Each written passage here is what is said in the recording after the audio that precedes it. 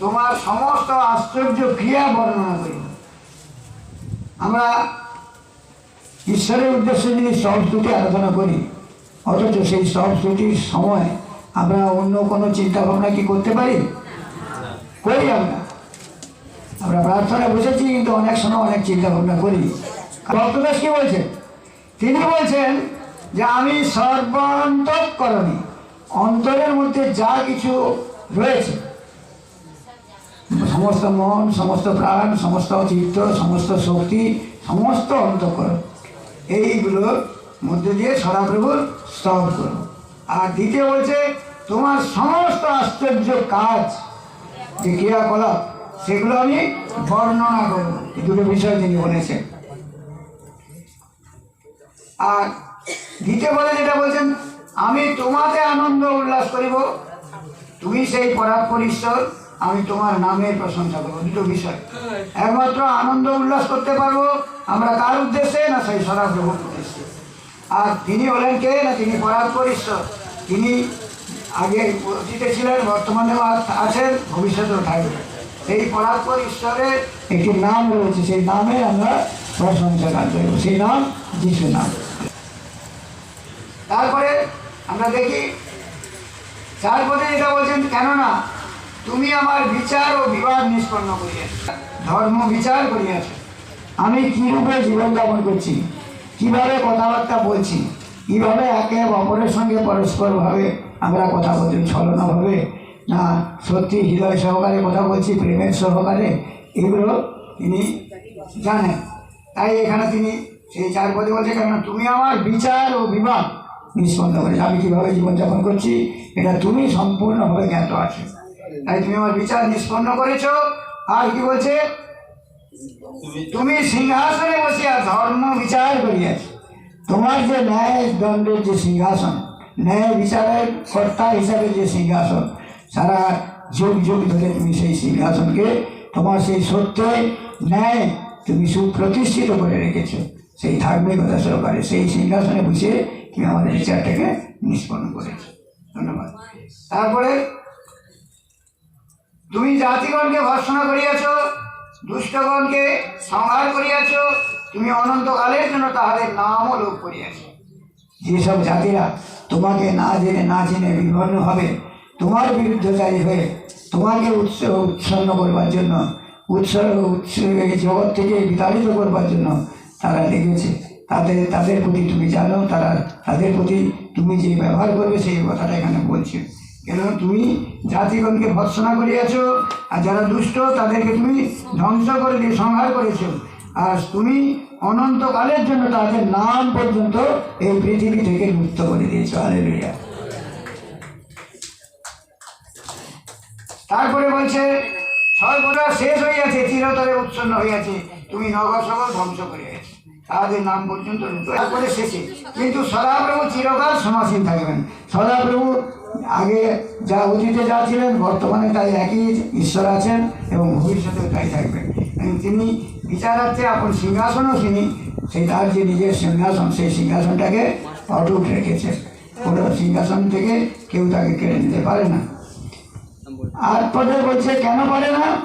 না তিনি ধর্মশীলতায় জগতের বিচার করিবেন, কোনো অধার্মিকতা বা কোনো কিছু কারোর মোকাবিলা করে বিচার করেন না। তিনি ন্যায় জাতিগণের শাসন করেন। এই জন্য সেই ন্যায় পরায়ণ ঈশ্বর, তার ধার্মিকতা রক্ষাকারী ঈশ্বর, তাই জন্য তার চিরকালের নিমিত্ত সেই ধর্ম সিংহাসন দিয়ে স্থির রেখেছেন। 9 পদে বলছে, আর সদাপ্রভু হইলেন খ্রিস্টের জন্য উৎসর্গ, যারা আত্মক্লিষ্ট মানুষ, যাদের দেখাশোনার কেউ নেই, তাদের দুঃখ কষ্ট তিনি সব মোচন করবেন। তিনি তাদের যদি কোনো সংকটময় পরিস্থিতি তাদের জীবনে আসে, সেই সংকটের সময় একমাত্র তিনি রক্ষাকর্তা হয়ে উচ্চ দুর্গ হয়ে তাদেরকে সুরক্ষা দেন। যাহারা তোমার নাম জানে তাহারা তোমাকে বিশ্বাস রাখিবে, কেননা হে সদাপ্রভু তুমি তোমার অন্বেষণকারীকে পরিত্যাগ করবে না। যারা তোমার এই নাম জেনেছে, সেই নাম জেনেছে, নামকে জ্ঞাত হয়েছে, তারা কোনোদিন তোমাকে ছেড়ে অন্য কোথাও যাবে না। আর কেননা তুমি তোমার অন্বেষণ, যারা তোমার অন্বেষণ করে তাদেরকে তুমি কোনোদিন পরিত্যাগ করবে না। Hallelujah, hallelujah. 12 পদে কি বলছেন? কেননা যিনি রক্তপাতের অনুসন্ধান করেন তিনি নিহত দিগকেও স্মরণ করেন। যাদেরকে খুন জখম করা হচ্ছে, যাদেরকে বন্ধুকে গুলি বলার মধ্যে দিয়ে তাদের জীবন ধ্বংস করা হচ্ছে, তাদেরকে তিনি স্মরণ করছেন, কারণ তারা নিষ্পাপভাবে তাদের জীবনকে ধ্বংস করে দিচ্ছে। কিন্তু যারা ধ্বংস করছেন তাদেরকে তিনি জানেন, তাদের প্রতিফলও তিনি দিতে সক্ষম। তাই সেই কথাটা আমাদের স্মরণ রাখা উচিত। তারপরে বলছে, হে সদাপ্রভু, আমার প্রতি কৃপা করো, বিদ্বেষী লোকগণ হইতে আমার যে দুঃখ ঘটে তাহা দেখো, তুমি মৃত্যুদ্বার হইতে আমার উত্তোলন করতায়। সদাপ্রভু, তুমি আমার আশ্রয় বল, তুমি আমার একমাত্র রক্ষাকর্তা, পালনকর্তা, উদ্ধারকর্তা। অতএব এইভাবে স্বনির্ভরশীল হয়ে আমরা যদি চলি, তাহলে তিনি আমাদের প্রত্যেকটি মুহূর্ত তিনি আমাদের সঙ্গে সঙ্গে থেকে আমাদেরকে সুরক্ষা দেন। 14 বছর এই জন্য আমি তোমার সমস্ত প্রশংসা করব, কারণ আমরা প্রত্যেকে আমরা সাক্ষ্য দিই, সেই সাক্ষ্যের দ্বারা আমরা বুঝতে পারি যে আমাদের প্রার্থনা, কারো প্রার্থনা তিনি। 15 বলছে, জাতিগণ আপনাদের কৃতঘাতে ডুবিয়াছে, তারা গোপনে যে জাল পাতিয়েছিল তাহাতে তাহাদেরই চরণবদ্ধ হইয়াছে। এই মনুষ্য জাতিদের মধ্যে যারা ঈশ্বর ভয়শীল নয়, ঈশ্বরকে জানে না, চেনে না, তারা কি করছে? তারা অন্যকে ফাঁদে ফেলাবার জন্য, অন্যকে ধ্বংস করবার জন্য তারা ফাঁদ বেঁধে রাখে, কিন্তু সেই ফাঁদে তারাই ডুবে যায়, তারাই ধ্বংস হয়ে যায়। তাহারা গোপনে জাল পাতিয়েছিল তাহাতে তাহাদেরই চরণবদ্ধ গেছে। এমনভাবে গোপনে তারা জাল পেতেছিল, কিন্তু হঠাৎ করে এমন একটা সন্ত্রাস ঈশ্বর সৃষ্টি করলেন, সেই সন্ত্রাসে যে জায়গাটা জাল তারা পেতে রেখেছিল অন্যকে ফাঁদে ফেলবার জন্য, সেই ফাঁদে তারাই ধরা পড়ে যায়। হালেলুয়া। তাই এখানে বলছেন 16 পদে যে সদাপ্রভু আপনার পরিচয় দিয়েছেন, তিনি বিচার সাধন করিয়াছেন, দুষ্ট সহস্রের কর্মবাসীবদ্ধ হয়েছেন। সদাপ্রভু কে, সেই পরিচয়টা তিনি দিয়েছেন, আমরা তার পরিচয় পেয়েছি। হ্যাঁ প্রভু, তাই তোমার সেই পরিচয় নিয়ে যেন আমাদের জীবনের শেষ দিন পর্যন্ত এইভাবে বিশ্বস্ত থেকে তোমার কার্যরত থাকতে পারি, সাহায্য করুন। এইভাবে যারা আমরা নির্ভর করব, সদাপ্রভু আমাদের সঙ্গে সঙ্গে থেকে আমাদের সমস্ত আমাদের যা কিছু আশা আকাঙ্ক্ষা তিনি পূর্ণ করবেন। আর দুষ্টরা কী হবে?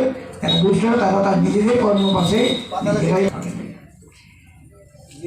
আর 17 পদে একটি কথা সুন্দরভাবে বলেছেন, দুষ্টেরা তো পাতালে ফিরিয়া যাবে, যে জাতিরা ঈশ্বরকেও ভুলিয়া যান, ঈশ্বরকে জানার পরেও ভুলে যান, তাহারাও সেই একই পথগামী হবে। হালেলুয়া। সাবধান, কারণ ঈশ্বরের কাছে দরিদ্র নিহত বিশ্বজির বাধ্য থাকবে না। তারা দিন দরিদ্র হলেও ঈশ্বর তাদেরকে ভুলে যাননি। সেই দুঃখীদের আশা কোনোদিন চিরতরে নষ্ট করেন না, তিনি তাদের আশাও পূর্ণ করেন। হালেলুয়া। তাই ভক্তদাস বলছে 19 পদে, হে সদাপ্রভু, জাগ্রত হয়ে ওঠো, এই মর্তের মানুষ যে প্রবল যত সময় না হয় কত সময় মানুষের উপরে তোমার সেই দাসদাসীদের উপরে চড়া হচ্ছে, অতএব তারা যেন আর বেড়ে না উঠতে পারে, তার জন্য তুমি তোমার সাক্ষাতে সেই জাতিগণকে বিচার দিও, বিচারে দণ্ডিত করো। এইভাবে ভক্তদাস প্রার্থনা করছে। শেষে, হে সদাপ্রভু, তাহাদিগকে ভয় প্রদর্শন করো, জাতিগণ জানুক যে তাহারা মর্তমাত্র। অতএব হে সদাপ্রভু, তাদেরকে তুমি এমন কার্য ভয় দেখাও এই জগৎ মাঝারে, যেন সেই ভয়ে তারা সঙ্গে সঙ্গে বিনষ্ট হয়। আর তারা জানো যে আমরা আমাদের শক্তি, আমাদের বল, আমাদের ক্ষমতা, অর্থবল, লোকবল, আমাদের যাই কিছু বল থাকুক না কেন, আমরা মর্তের মানুষ মাত্র, আমরা ধুলি মাত্র, আমাদের এমন কোনো শক্তি নেই। আমি যদি একজনকে বধ করি একটা বোমার দ্বারা বা একটা বন্দুকের নলার দ্বারা, কিন্তু তিনি মনে করলে যারা এই ধরনের লোক তাদেরকে মুহূর্তের মধ্যে ধ্বংস করে দিতে পারে, তার প্রমাণ আমরা জানি। তাই ঈশ্বরকে কেউ পরিহাস করতে পারে না, আর করতে পারবেও না। ধন্য সদাপ্রভুর নাম। হালেলুয়া। তোমায় ধন্যবাদ দিই তোমার এই বাক্যের জন্য, তোমার জীবন্ত বাক্য যা আমরা পাঠ করলাম তা বুঝতে এবং গ্রহণ করতে প্রত্যেককে সাহায্য করো। যিশু নামে চাই।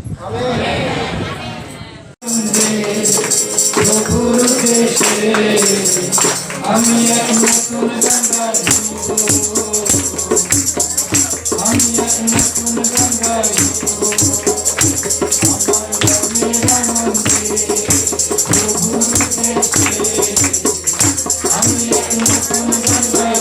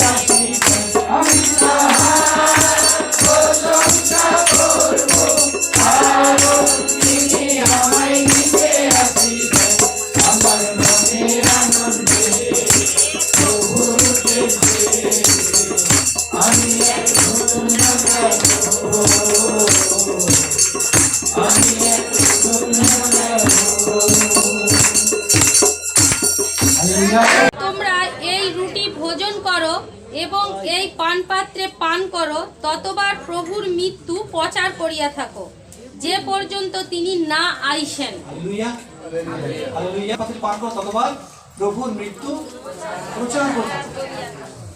আর আমরা কি প্রচার করি? কি প্রচার করি আমরা? যা আমরা বিশ্বাস করি সেটাই তো প্রচার করবো না? যদি বিশ্বাস না করি তাহলে বলবো না। বিশ্বাস করি তাই প্রচার করি যে প্রভু যিশু আমার জন্য মৃত্যুবরণ করেছেন, হ্যাঁ, তাই আমি তার দেহ এবং তার রক্তের নিদর্শন স্বরূপ যা রয়েছে তা আমি ভোজন পান করছি। এটা তার সঙ্গে আমার সম্পর্কের চিহ্ন যে তার সঙ্গে আমি এক, হ্যাঁ, তার সঙ্গে আমি যুক্ত আছি, তার সঙ্গে আবার সম্পর্ক আছে। তার মৃত্যুকে আমি স্বীকার করেছি, তার মৃত্যুকে আমি গ্রহণ করেছি, তার সঙ্গে আমিও পুরস্কারোপিত হয়েছি, মানে আমার সম্পর্ক দিয়ে দিয়েছি, হ্যাঁ, দিয়ে দিয়েছি। হচ্ছে প্রভু জীবিত, প্রভু আমার জন্য মৃত্যুবরণ করেছেন। আর কি যে এটা করবো কদিন? যতদিন না তিনি আসেন। অর্থাৎ আমি তার মৃত্যুতে বিশ্বাস করি আর তার আগমনেও বিশ্বাস করি। প্রভু যিশু তিনি আসছেন। আমরা লিখিত সুসমাচার 12 অধ্যায় 32 থেকে 48 পদ। ভয় করিও না, কেননা তোমাদিওকে সেই রাজ্য দিতে তোমাদের পিতার হিত সংকল্প হইয়াছে। তোমাদের যাহা আছে বিক্রয় করিয়া দান করো, আপনাদের জন্য এমন থলি প্রস্তুত করো যাহা জীর্ণ হয় না। স্বর্গে ধন সঞ্চয় করো, যেখানে অক্ষয় ধন সঞ্চয় করো, যেখানে চোর নিকটে আইসে না, কিচেও ক্ষয় করে না। কেননা যেখানে তোমার ধন সেইখানে তোমাদের মন থাকিবে। প্রদীপ বাঁধিয়া রাখো ও প্রদীপ জ্বালিয়ে রাখো, এবং তোমরা এমন লোকদের তুল্য হও যাহারা আপনাদের প্রভুর অপেক্ষায় থাকে, যে তিনি বিবাহ ভোজ হইতে কখন ফিরিয়া আসিবেন, যেন তিনি আসিয়া দ্বারে আঘাত করিলে তাহারা তখনই তাহার নিমিত্ত দ্বার খুলিয়া দিতে পারে। ধন্য সেই দাসেরা যাহাদিওকে প্রভু আসিয়া জাগিয়া থাকিতে দেখিবেন। আমি তোমাদিওকে সত্য বলিতেছি, তিনি কোটি বাঁধিয়া তাহাদিওকে ভোজনে বসাইবেন এবং নিকটে আসিয়া তাহাদের পরিচর্যা করিবেন। যদি দ্বিতীয় প্রহরে কিংবা যদি তৃতীয় প্রহরে আসিয়া তিনি সেই রূপ দেখেন, তবে তাহারা ধন্য। কিন্তু ইহা জানিও, চোর কোন দণ্ডে আসিবে তাহা যদি গৃহকর্তা জানিত, তবে জাগিয়া থাকিত, নিজ গৃহে সিঁধ কাটিতে দিত না। তোমরাও প্রস্তুত থাকো, কেননা যে দণ্ড মনে করিবে না, সেই দণ্ডে মনুষ্যপুত্র আসিবেন। তখন পিতর বলিলেন, প্রভু, আপনি কি আমাদিওকে না সকলকে এই দৃষ্টান্ত বলিতেছেন? প্রভু কহিলেন, সেই বিশ্বস্ত, সেই বুদ্ধিমান গৃহাধ্যক্ষ কে, যাহাকে তাহার প্রভু নিজ পরিজনদের উপরে নিযুক্ত করিবেন, যেন সে তাহাদিওকে উপযুক্ত সময়ে খাদ্যের নিরূপিত অংশ দেয়। ধন্য সেই দাস, যাহাকে তাহার প্রভু আসিয়া সেই রূপ করিতে দেখিবেন। আমি তোমাদিগকে সত্য বলিতেছি, তিনি তাহাকে আপন সর্বস্বের অধ্যক্ষ করিয়া নিযুক্ত করিবেন। কিন্তু সেই দাস যদি মনে মনে বলে, আমার প্রভুর আসিবার বিলম্ব আছে, এবং সে দাস দাসীদিগকে প্রহার করিতে, ভোজন পান করিতে ও মত্ত হইতে আরম্ভ করে, তবে যে দিন সে অপেক্ষা না করিবে ও যে দণ্ড সে না জানিবে, সেই দিন সেই দণ্ডে সেই দাসের প্রভু আসিবেন এবং তাহাকে দ্বিখণ্ড করিয়া অবিশ্বস্তদের মধ্যে তাহার অংশ নিরূপণ করিবেন। আর সেই দাস যে নিজ প্রভুর ইচ্ছা জানিয়াও প্রস্তুত হয় নাই ও তাহার ইচ্ছা অনুযায়ী কর্ম করে নাই, সে অনেক প্রহারে প্রহারিত হইবে। কিন্তু যে না জানিয়া প্রহারের যোগ্য কর্ম করিয়াছে, সে অল্পটিকে অধিক দণ্ড দত্ত হইয়াছে, তাহার নিকটে অধিক দাবি করা যাইবে, এবং লোকে যাহার কাছে অধিক রাখিয়াছে তাহার নিকটে অধিক চাইবে। প্রভু আসছেন। এখানে কি কথা বলা হচ্ছে? এখানে কি কথা বলা হচ্ছে? প্রভু আসছেন। দেখুন এখানে যে বিষয়টা বলা হচ্ছে, বারবার জোর দিয়ে বলা হচ্ছে। জোর দিয়ে কি বলা হচ্ছে? প্রায় এই 12 অধ্যায় যা আমরা পাঠ করলাম, মানে 9 বার, প্রায় 9 বার, না? কি কথা বলা হচ্ছে? প্রভু আসছেন, প্রভু আসছেন। আর প্রভু আসছেন কবার বলা হচ্ছে? 9 বার। একটা কথা বারবার বলার অর্থ কি? যেটা অবশ্যই আসছেন, মানে জোর দিয়ে বলা হয়েছে, জোর দিয়ে বলা হয়েছে। এই বিষয়টা আমরা যখন প্রভু বাক্যের দিকে তাকাই, যে প্রভু আমাদের কি বলতে চান? প্রভু তিনি আসছেন, প্রভু তিনি আসছেন। যখন পৃথিবীতে প্রভু যিশু ছিলেন, তখন তিনি শিশুদের কি বলছেন? 14 অধ্যায়, পিতার বাটিতে অনেক বাসস্থান আছে, যদি না থাকিত তোমাদিগকে বলিতাম, কেননা আমি তোমাদের জন্য স্থান প্রস্তুত করিতে যাইতেছি। আর আমি যখন যাই ও তোমাদের জন্য স্থান প্রস্তুত করি, তখন পুনর্বার আসিব এবং আমার নিকটে তোমাদিগকে লইয়া যাইব, যেন আমি যেখানে থাকি তোমরা সেখানে থাকো। ধন্যবাদ। আমার নিকটে তোমাদেরকে লইয়া যাব, যেন আমি যেখানে থাকি তোমরাও সেই স্থানে থাকো। প্রভু যিশু শিষ্যদের এই কথা তিনি বলছেন, এই প্রতিজ্ঞা করছেন। তিনি যখন মৃত্যু থেকে পুনরুত্থিত হয়ে উঠলেন, প্রেরিত তার 1:11 বলে, কহিলেন, হে গালিলীয় লোকেরা, তোমরা আকাশের দিকে দৃষ্টি করিয়া দাঁড়াইয়া রহিয়াছ কেন? এই যে যিশু তোমাদের নিকট হইতে স্বর্গে ঊর্ধ্বে নীত হইলেন, উহাকে যে রূপে স্বর্গে গমন করতে দেখিলে, সেই রূপে উনি আগমন করিবেন। যে রূপে তোমরা তাকে স্বর্গে দেখলে, সেই রূপে তিনি আগমন করবেন। তাই গ্রহণ করলো তারা বিশ্বাস করে ঈশ্বরের সন্তান হয়, তিনি ক্ষমতা দেন। আর এইগুলো যখন পাঠ করি, এইগুলো যখন শুনি, আর বড়দিনের কাহিনী যখন শুনি, তখন কি মনে খুব আনন্দ হয় না? হ্যাঁ, যে প্রভু যিশু এসছেন, খুব আনন্দ, খুব আনন্দ, খুব বড় করে পালন করা হয়। কিন্তু দেখবেন আমরা সবসময় ভুলে যাই যে প্রভু যিশু প্রথমেই এসেছিলেন, এটা প্রথম আগমনের কথা কবার লেখা রয়েছে আপনি দেখবেন তো? বাইবেলে দেখবেন যে প্রথম আগমনের কথা কতবার লেখা রয়েছে। আবার দেখবেন যে দ্বিতীয় আগমনের কথা কতবার লেখা হয়েছে। অনেকবার, অনেকবার। মসিহ আসছেন, উদ্ধারকর্তা আসছেন, ত্রাণকর্তা আসছেন, আমাদের জন্য জন্মগ্রহণ করছেন, আমাদের জন্য জীবন ধারণ করবেন, আমাদের জন্য জীবন দিবেন, আমাদের জন্য পুনরুত্থিত করবেন। তারপরেও রয়েছে যে আমাদের জন্য আবার আসছেন। প্রভু যিশু আবার আসছেন, প্রভু যিশু আবার আসছেন। এর জন্য কি? এর জন্য কি? এই জন্য তোমরা দুঃখে থাকো, এই জন্য তোমরা হতাশার মধ্যে থাকো, এই জন্য তোমরা দলাদলির মধ্যে থাকো, এই জন্য তোমরা একে অপরকে দোষারোপ করো। এই জন্য এই কথা বলেছেন, হ্যাঁ, জেগে থাকো। কি বলেছেন? জাগিয়ে থাকো, জাগিয়ে থাকো, হ্যাঁ, জাগিয়ে থাকো। এখানে সেই কথা, সেই বিষয়ে বলা হচ্ছে যে প্রভু যিশু যে আসছেন, তার দ্বিতীয় আগমনের কথা বাইবেলে অনেকবার বলা হয়েছে। আর সেটাকে আমরা একটু এড়িয়ে চলে যাই, সেটাকে আমরা অনেক সময় বিশ্বাস করি না, সেটাকে আমরা অনেক সময় গুরুত্ব দিই না, সেই বিষয়ে আমরা চিন্তা করি না। কিন্তু সবচেয়ে বেশি এই বিষয়ে দ্বিতীয় আগমনের বিষয়ে বলা হয়েছে। কেন? অনেকে এটা প্রায় 9 বার যে প্রভু আসছেন, প্রভু আসছেন, প্রভু আসছেন, 9 বার লেখা রয়েছে, তিনি আসছেন। আর সেখানে ঘটনা যা আমরা দেখলাম যে দাসেরা কি করছিল? যে এখানে বিষয় যেটা দেখলাম 12 অধ্যায়, যে তিনি অবশ্যই আসছেন, জোর দেওয়া হয়েছে না? আর কেমন ভাবে আসছেন? হঠাৎ আসছেন। কেমন আসছেন? হঠাৎ আসছেন। আর তিনি অবশ্যই আসছেন। দেখো আমি শীঘ্র আসিতেছি, কি বলছেন? যে আমি শীঘ্র আসছি।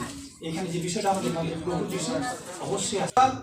কোটি বাঁধিয়া রাখো ও প্রদীপ জ্বালিয়া রাখো, এবং তোমরা এমন লোকের তুল্য হও যাহারা আপনার প্রভুর অপেক্ষায় থাকে, যে তিনি বিবাহ ভোজ হইতে কখন ফিরিয়া আসিবেন, যেন তিনি দ্বারে আঘাত করিলে তখনই তাহার নিমিত্ত দ্বার খুলিয়া দিতে পারে।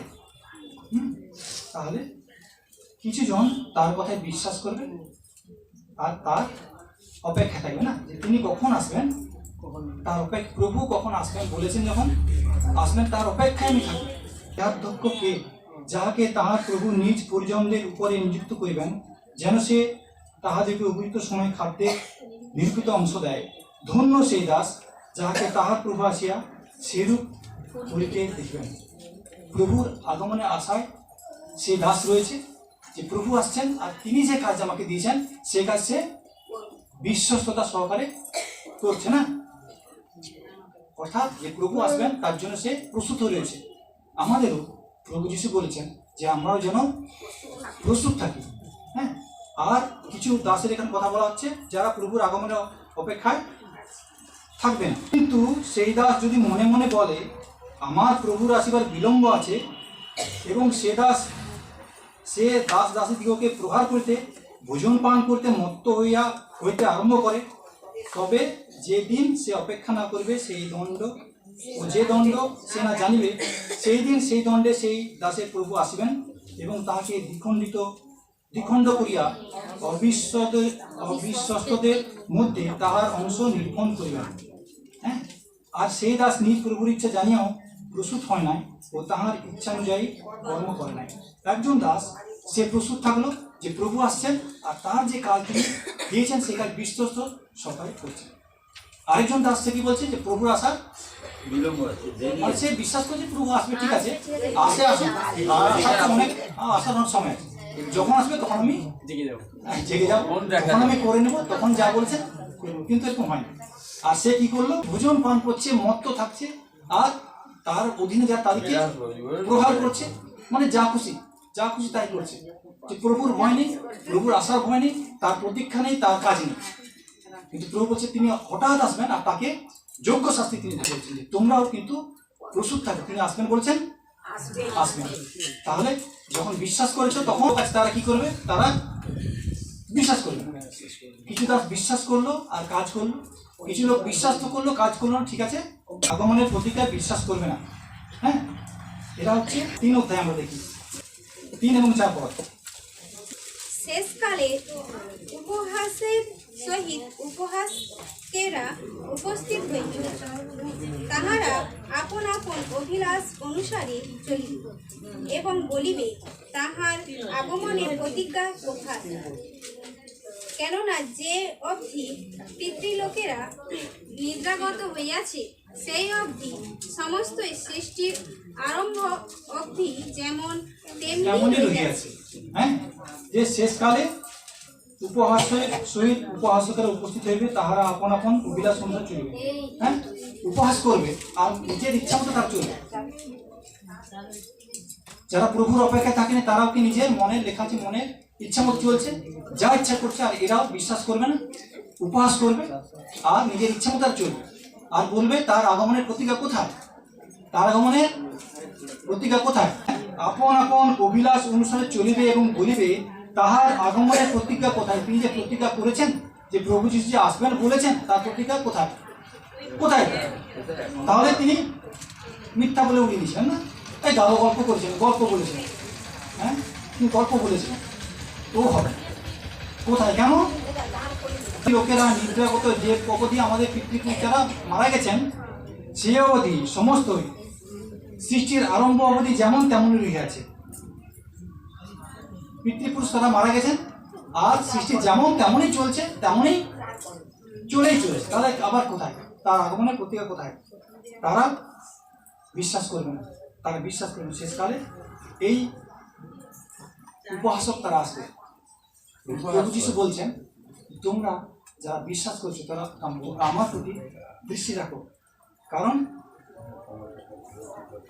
বর্তমান পৃথিবী যে অবস্থার মধ্যে রয়েছে তা আমরা দেখি এখানে না। তারপর লেখা রয়েছে, বস্তুত সেই লোকেরা ইচ্ছা করিয়া যায় যে আকাশমণ্ডল এবং জল হইতে ও জল দ্বারা স্থিতিপ্রাপ্ত পৃথিবী ঈশ্বরের বাক্যের গুণে প্রাক্কালে ছিল, তদ্বারা তখনকার জগৎ জলে আপ্লাবিত হইয়া নষ্ট হয়েছিল। আবার সেই বাক্যের গুণে এই বর্তমান কালের আকাশমণ্ডল ও পৃথিবী অগ্নির নিমিত্ত সঞ্চিত রহিয়াছে, ভক্তিহীন মনুষ্যদের বিচার ও বিনাশের দিন পর্যন্ত রক্ষিত হইতেছে। বর্তমান পৃথিবীর অবস্থা কি? এখানে বলা হচ্ছে যে বর্তমান পৃথিবীতে অবস্থা কি সেই বিষয়ে বলা হচ্ছে যে এই কি বাক্যের গুণে এই বর্তমান কালের আকাশমণ্ডল ও পৃথিবী অগ্নির নিমিত্ত সঞ্চিত রহিয়াছে। কিসের জন্য সঞ্চিত রহিয়াছে?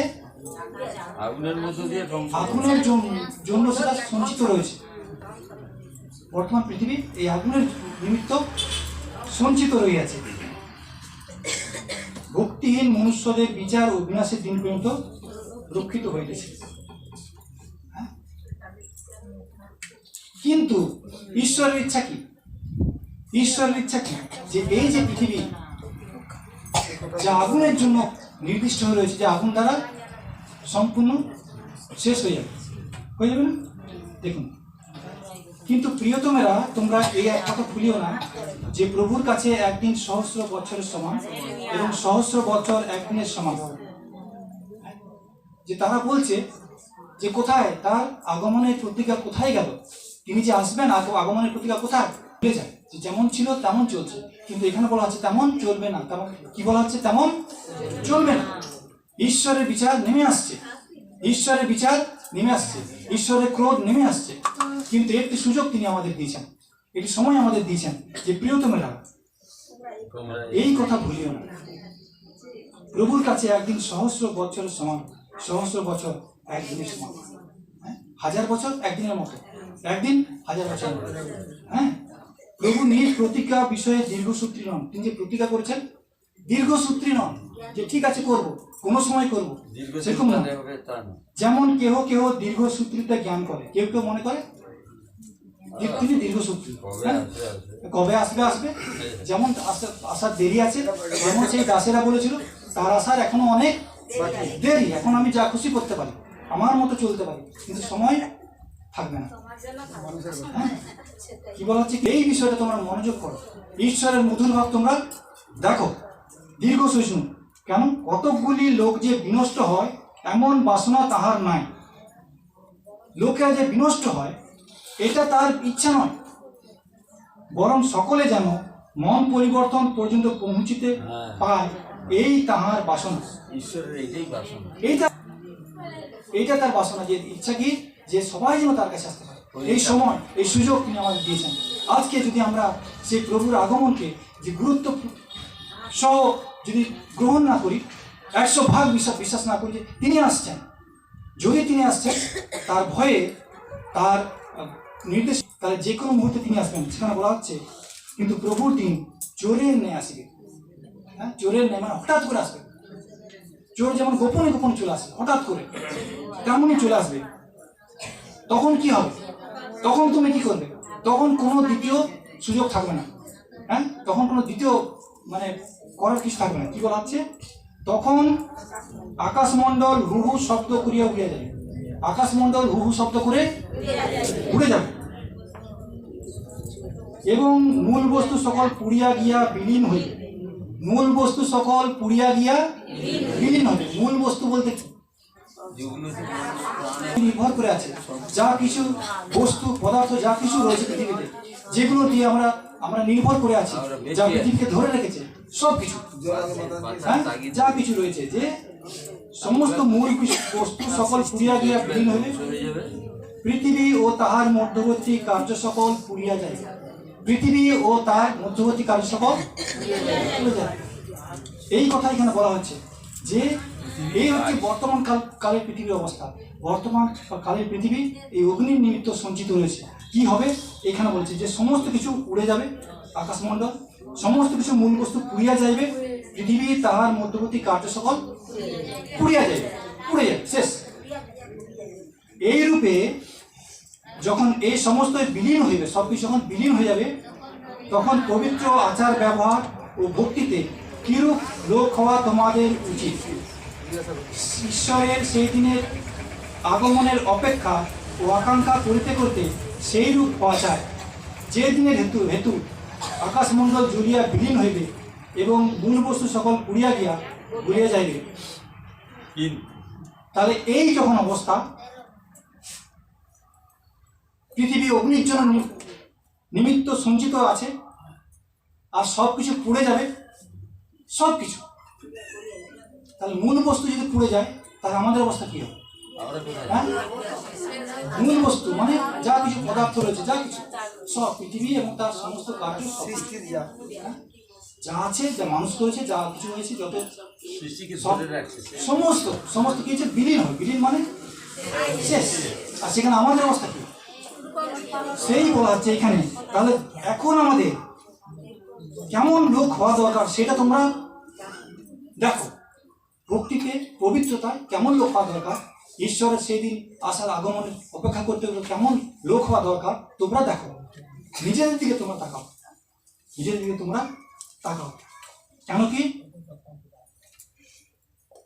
আমরা কিন্তু তাহার প্রতিজ্ঞা অনুসারে আমরা এমন নূতন আকাশমণ্ডলের নূতন পৃথিবীর অপেক্ষায় আছি, যাহার মধ্যে ধার্মিকতা বসতি করে। শেষ, তাহার দ্বিতীয় আগমনে, হ্যাঁ, দ্বিতীয় আগমনের সময় সব কিছু চলে যাবে। তো তখন আমাদের কেমন লোক পাওয়া দরকার, আমাদের কর্তব্য কি, সেই বিষয়ে তিনি বলছেন যে তোমরা করো। কেন সেদিন চোরের মতো আসছে, সেদিন কিসের মতো আসছে? চোরের মতো আসছে। হ্যাঁ, সেদিন কার মতো আসছে? চোরের। কিন্তু তিনি আমাদের কি বলছেন যে তোমরা কিন্তু সেই দিবসের নও, দীপ্তির সন্তান, তোমরা অন্ধকারের নও। হ্যাঁ, তাই দীপ্তির সন্তান। আমরা কি বলা হচ্ছে? তোমরা দীপ্তির সন্তান, দিবসের সন্তান। আর রাত্রিরও নয়, অন্ধকারের নয়, রাত্রির নয়, অন্ধকারের নয়। অতএব আইসো, আমরা অন্য সকলের ন্যায় নিদ্রা না যাই, বরং জাগিয়া থাকি ও মিতাচারী হই। কি বলা হচ্ছে? জেগে থাকি এবং মিতাচারী হই, যেমন সে দাসেরা যা চলবে। থিসলনিকীয় 5:5 থেকে পাঠ করলাম। এই দণ্ডে প্রভু আসবেন। আর এখানে কি বলা হচ্ছে? সেই দিন চোরের মতো আসবে, সেই দিন চোরের মতো আসবে। এখানে 4 পদে কি বলা হচ্ছে দেখুন তো। কিন্তু হ্যাঁ, ভাতৃগণ, হ্যাঁ, তোমরা অন্ধকারে নও। 4 পদ। তারপর বলছে, কিন্তু ভাতৃগণ, তোমরা অন্ধকারে নও যে সেই দিন চোরের ন্যায় তোমাদের উপরে আসিয়া পড়িবে। হালেলুয়া। হালেলুয়া। কি বলছেন? যে তোমরা অন্ধকারে নও, তোমরা অন্ধকারে নও, যে তোমাদের কাছে চোরের মতো আসবে। প্রভু কি চোরের উদাহরণ দিলেন না, যে চোরের মতো আসবে মানে অজান্তে, যখন তোমরা আশা করবে না, যখন তোমরা জেগে থাকোনি, যখন তোমরা প্রত্যাশা করনি, যখন তোমরা সজাগ থাকোনি, যখন তোমরা ভাবতে পারো না, সেই সময় হঠাৎ করে আসবে, হঠাৎ। তো এখানে বলা হচ্ছে যে তোমরা 4 পদে কি বলা হচ্ছে? 4 পদে, কিন্তু ভাতৃগণ, তোমরা অন্ধকারে নও যে তোমরা অন্ধকারে নও, তাই সেই দিন চোরের ন্যায় তোমাদের উপরে আসিয়া পড়িবে। চোরের মতো তোমাদের পর আসিয়া পড়বে। তারপরে তোমরা তো সকলে দীপ্তির সন্তান তোমরা তো সকলে দীপ্তির সন্তান, ও দিবসের সন্তান, দিবসের সন্তান, দীপ্তির সন্তান, ও দিবসের সন্তান, দিবসের সন্তান। হ্যাঁ, নই, অন্ধকারেরও নই। নয়। হ্যাঁ, অতএব আইসো, আমরা অন্য সকলের ন্যায় নিদ্রা নিদ্রা না না যাই, যায়। অতএব আইসো, আমরা অন্য সকলের ন্যায় নিদ্রা না যাই, বরং জাগিয়া থাকি ও মিতাচারী হই। জাগিয়া থাকি আর মিতাচারী মিতাচারী হই। এই দাসেরা কি করছিল? অনেকে ঘুমিয়ে গেছিল, অনেকে বিশ্বাস করেনি, অনেকে বলছিল তার আসার দেরি আছে, আর মানে যা খুশি তাই করেছিল। তার জীবন সেখানে লেখা আছে, যা খুশি যেমন খুশি তাই করেছিল। কিন্তু এখানে বলে তোমরা দিবসে, তোমরা রাত্রির নও, জ্যোতির সন্তান, তাই তোমরা জাগিয়া থাকো আর মিতাচারী হও। হ্যাঁ, যা খুশি তাই নয়, তিনি যেমন বলেছেন, তিনি যা বলেছেন সেইভাবে চলো, তার বাক্য অনুযায়ী চলো। কারণ যাহারা নিদ্রা যায় তাহারা রাত্রিতে নিদ্রা যায়, এবং যাহারা মদ্যপায়ী তাহারা রাত্রিতে মত্ত হয়। কিন্তু আমরা দিবসে বলিয়া, কিন্তু আমরা কি, আমরা দিবসে বলিয়া আমরা মিথ্যাচারী হই, আইস মিতাচারী হই। মিতাচারী হই আচরণে, ব্যবহারে, কথায়, সব কিছুতে একটা যেন সীমা থাকবে।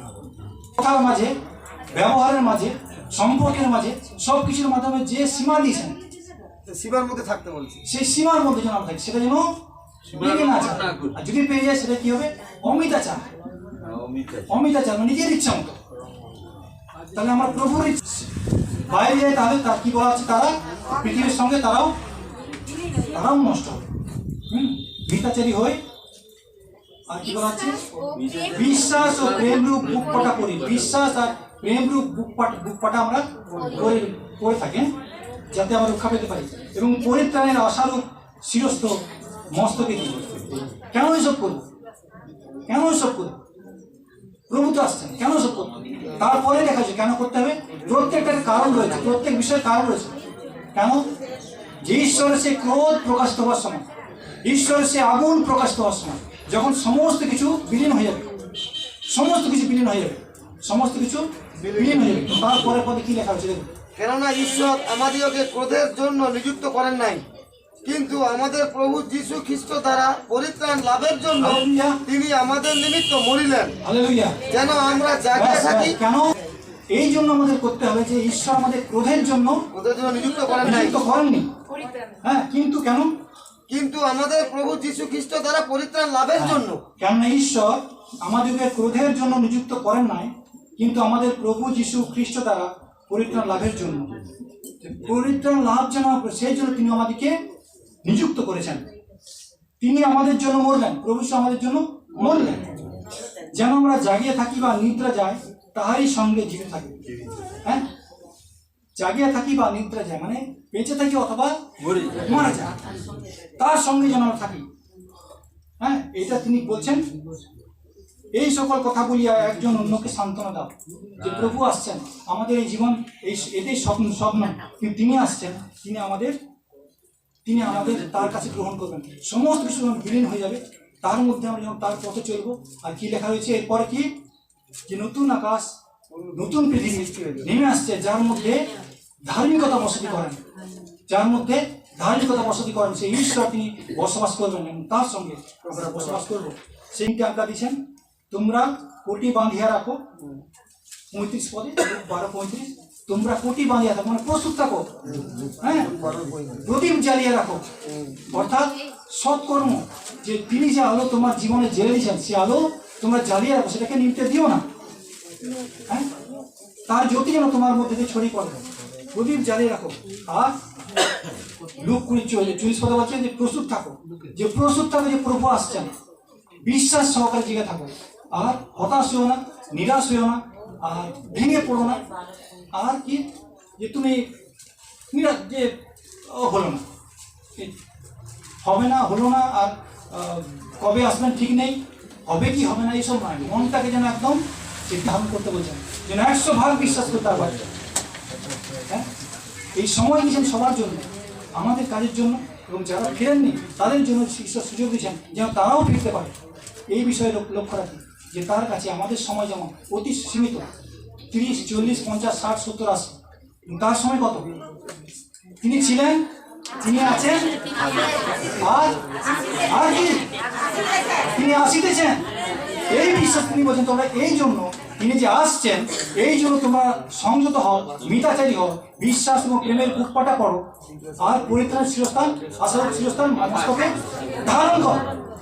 মস্তকে ধারণ করো যে আমি পরিত্রাণ ধরে আছি, বিশ্বাস ধরে আছি, খ্রিস্টকে ধরে আছি, খ্রিস্টের সঙ্গে আমি আছি।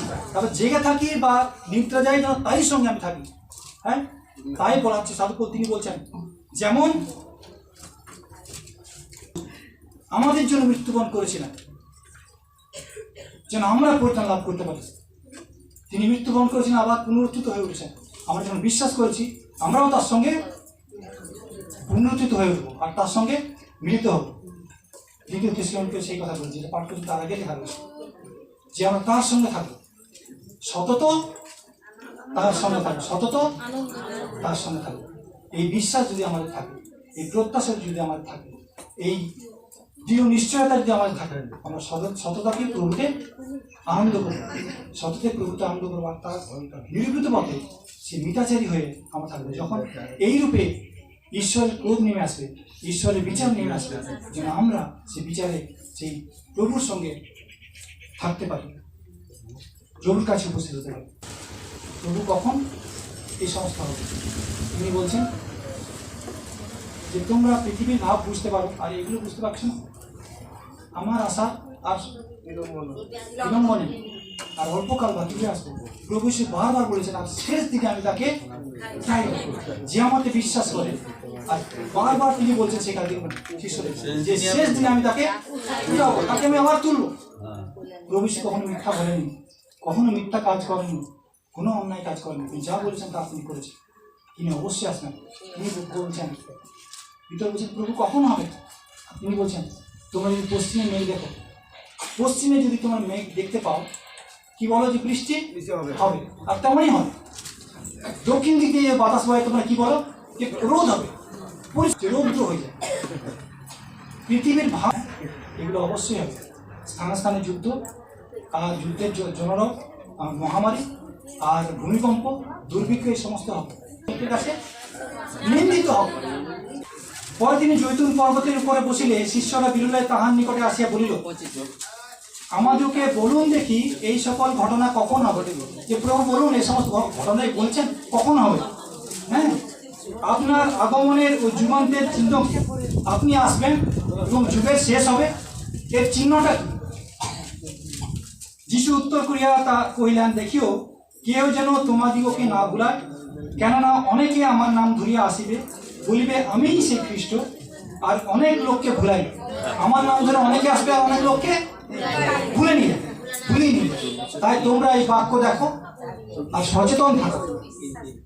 আর তোমরা যুদ্ধের কথা, যুদ্ধের জনরব শুনিবে, দেখিও ব্যাকুল হইও না, কেননা এ সকল অবশ্যই ঘটিবে,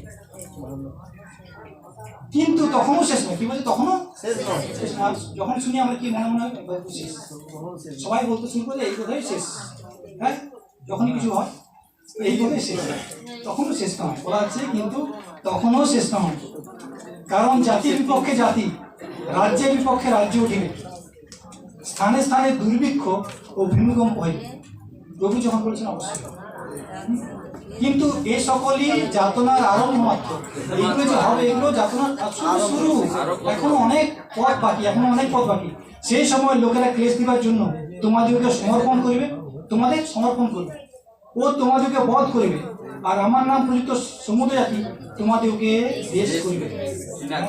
তাহলে কি হবে? প্রভুর কাছে প্রভু কি বলছেন? তার রাজ্য ধার্মিকতার জন্য চেষ্টা করা তোমাদেরকে এগুলো সব দিবে। কি বলেছেন সেখানে? তার রাজ্য ধার্মিকতার যে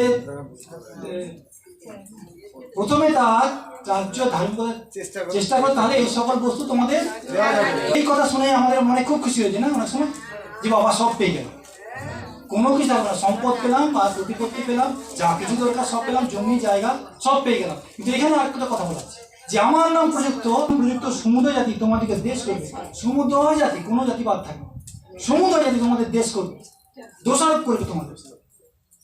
আর তৎকালে অনেকে বিঘ্ন পাবে, অনেকে বিঘ্ন পাবে না আমার কথা।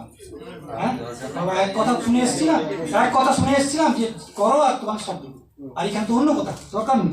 অনেকে বিঘ্ন পাবে, একজন অন্যকে সমর্পণ করবে, একজন অন্যকে দেশ করবে, একজন অন্যকে ধরিয়ে দিবে, আবার অন্য দোষারোপও তারাও করবে যে না না এরা আমাদেরকে নিয়ে গেছিল, এরা ভুলে। আর অনেক ভক্ত ভাববা, অনেককে ভুলে যাবে, অনেক ভক্ত ভাববা আশ্চর্য কাজ করবে, আর অনেকে ভুলে। আর অধর্মের বৃদ্ধি হওয়াতে অধিকাংশ লোকের প্রেম শীতল হয়ে যাবে। অধর্মের বৃদ্ধি হবে, এত বৃদ্ধি হবে লোকের প্রেমগুলো শীতল হয়ে যাবে, ঈশ্বরের প্রতি, মানুষের প্রতি সমস্ত কিছু শেষ হয়ে যাবে। কিন্তু যে কেউ শেষ পর্যন্ত স্থির থাকবে সেই পরিত্রাণ, কিন্তু যে কেউ শেষ পর্যন্ত স্থির থাকবে সেই পরিত্রাণ পাইবে। তাই বলা হচ্ছে ঈশ্বর আমাদের পরিত্রাণের জন্য নিযুক্ত করছেন, তার ক্রোধের জন্য নয়। তোমরা শেষ পর্যন্ত স্থির থাকো তার বাক্যে, তার বিশ্বাসে, তার পরিত্রাণে শিরস্থান ধারণ করে। আর তারপর কি বলা আছে দেখুন, এইটা হবে। সর্বজাতির আর কাছে আছে সাক্ষ্য দিবার নিমিত্ত রাজ্যের এই সুসমাচার সমুদ্র জগতে প্রচার করা যাবে, আর তখন শেষ উপস্থিত হবে। তখন কি যে শেষ শেষ কখন উপস্থিত হবে এইখানে বলা হচ্ছে। আর সর্বজাতির কাছে সাক্ষ্য দিবার নিমিত্ত রাজ্যের এই সুসমাচার সমুদ্র জগতে প্রচার করা যাবে, আর তখন শেষ উপস্থিত হইবে। ঈশ্বরের যে সুসমাচার, তার ধার্মিকতা, তার সত্য, তার জীবন, তার রাজ্য, এইগুলো যখন সমস্ত পৃথিবীতে প্রচার করা হয় তখন শেষ হবে। সকল মানুষের কাছে প্রভু যীশু বলছেন আমি আসছি আর বিলম্ব নেই। আর আমরা দেখতে পাই আমাদের সময় আর দ্রুত গতিতে তার এই সুসমাচার, তার রাজ্যের সুসমাচার, তার ধার্মিকতা, সত্য সুসমাচার জগতে ছড়িয়ে পড়ছে। হ্যাঁ, তখন শেষ উপস্থিত হইবে। আর অনেক বিষয় লেখা রয়েছে।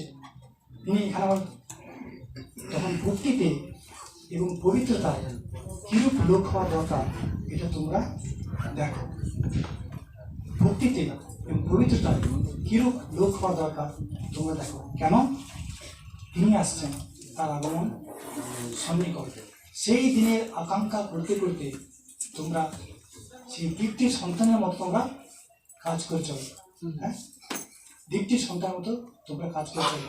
প্রভু যীশু বলছেন কি, শেষে বলছেন যে আমি শীঘ্র আসছি, নিজেও শীঘ্র আসেন। আর যখন তিনি কি বলছেন যে হ্যাঁ প্রভু আস, যখন বলছেন প্রভু কথার সাক্ষ্য দেন, তিনি কহিতেছেন সত্য আমি শীঘ্র আসিতেছি। প্রভু যীশু কি বলছেন যে আমি শীঘ্র আসছি, তাকে আমরা সম্পূর্ণ বিশ্বাস করি। আর যখন কি বলছেন আমেন, যে তাই হোক প্রভু, তাই হোক, তুমি এসো প্রভু, তাই হোক তুমি এসো। আমরা যেন প্রভু সে আগমনকে অপেক্ষায় থাকি, প্রত্যাশা করি, আর তার নিরূপিত পথে যেন আমরা চলি। ঈশ্বর তার এই বাক্য শ্রবণ আমি প্রত্যেককে আশীর্বাদ দান করুন। এই প্রকারে তিনি ভোজনের পর পান পাত্র লইয়া কইলেন, এই পান পাত্র আমার রক্তে নূতন নিয়ম, তোমরা যতবার পান করিবে আমার স্মরণার্থ ক্রিয়া করিবে। কারণ যতবার তোমরা এইটি ভোজন করো এবং এই পান পাত্রে পান করো, ততবার প্রভুর মৃত্যু প্রচার করে থাকো যে পর্যন্ত তিনি আসেন। অতএব যে কেহ অযোগ্য রূপে প্রভুটি ভোজন কিংবা পান পাত্রে পান করিবে, সে প্রভুর শরীরের ও রক্তের দায়ী হইবে। কিন্তু মনুষ্য আপনার পরীক্ষা করুক এবং এই প্রকারে সেই রুটি ভোজন ও সেই পান পাত্রে পান করুক। কেননা যে ব্যক্তি ভোজন ও পান করে, সে যদি তাহার শরীর না চিনে, তবে সে আপনার বিচারাজ্ঞা ভোজন পান করে। এই কারণ তোমাদের মধ্যে বিস্তর লোক দুর্বল ও পীড়িত আছে এবং অনেকে নিদ্রাগত হইতেছে। বললেন আমার শরীর যা তোমাদের জন্য কত বিখ্যাত রয়েছে। আসুন আমরা এই খাদ্য পানীয় যা আছে তার জন্য প্রার্থনা করি। প্রভু যীশু, তোমায় ধন্যবাদ দিই যে আমরা ক্রোধের জন্য নিরূপিত হইনি, কিন্তু তোমার দ্বারা পরিত্রাণের জন্য নিরূপিত হয়েছি। ঈশ্বর আমাদের সেই নিরূপণ করেছেন। সেই নিরূপণের জন্য, মনোনয়নের জন্য আমরা তোমায় ধন্যবাদ দিই। তুমি আমাদের জন্য জীবন দিয়েছে, তাই তোমার সেই মৃত্যু স্মরণ করে আমরা যে ভোজ গ্রহণ করতে চলেছি, তোমার দেহ এবং রক্তের নিদর্শন স্বরূপ যে খাদ্য এবং পানীয় আছে তার প্রতি তুমি আশীর্বাদ দাও এবং সেই সঙ্গে সঙ্গে আমাদের আত্মিকভাবে শক্তি দান করো। আমাদের সমস্ত অযোগ্যতা ক্ষমা করো। আমাদের মন থেকে সমস্ত হতাশা, দুঃখ, দুর্দশা, মন্দতা, অসুচিতা, দলাদলি, হিংসেচ্ছা এবং যা কিছু স্বার্থপরতা আছে প্রভু, তুমি দূরীভূত করো। যদি কারো বিরুদ্ধে কোনো কথা থাকে, এই মুহূর্তে আমরা তাদের ক্ষমা করলাম। আমরা সকলকে ক্ষমা করলাম প্রভু, তুমি যেমন আমাদের ক্ষমা করেছো।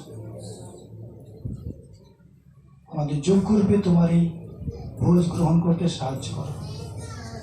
তুমি আমাদের সহবর্তী আছো, আমাদের আশীর্বাদ করেছো, তাই তোমায় ধন্যবাদ দিই। তুমি আমাদের অন্তঃকরণে এসো, বসবাস করো এবং অন্তর থেকে সমস্ত মন্দ বিষয়, তোমার দৃষ্টি যা কিছু অপ্রীতিকর, তা দূরীভূত করো। আমরা মানসিক মানুষ প্রভু, মনের মধ্যে আমাদের হিংসা, দলাদলি, মন্দভাব, ঈর্ষা এগুলো অনেক সময় চলে আসে। মন থেকে সমস্ত মন্দ বিষয় দূরীভূত করো। তুমি আমাদের অন্তঃকর্ণে অধিষ্ঠান করো, তুমি আমাদের রাজা হও। তোমারই হাতে সমর্পিত হই আমরা। সঙ্গে থাকো। প্রভু যিশু তোমার পবিত্র নামে চাই। Amen amen hallelujah hallelujah hallelujah. তার দেহ এবং রক্তের বিশেষস্বরূপ যে খাদ্য এবং পানীয় গ্রহণ করেছি, তার ক্রুশের মৃত্যু স্মরণ করে, তার প্রতিজ্ঞা স্মরণ করে আসুন আমরা একসঙ্গে ভোজন এবং পান করি।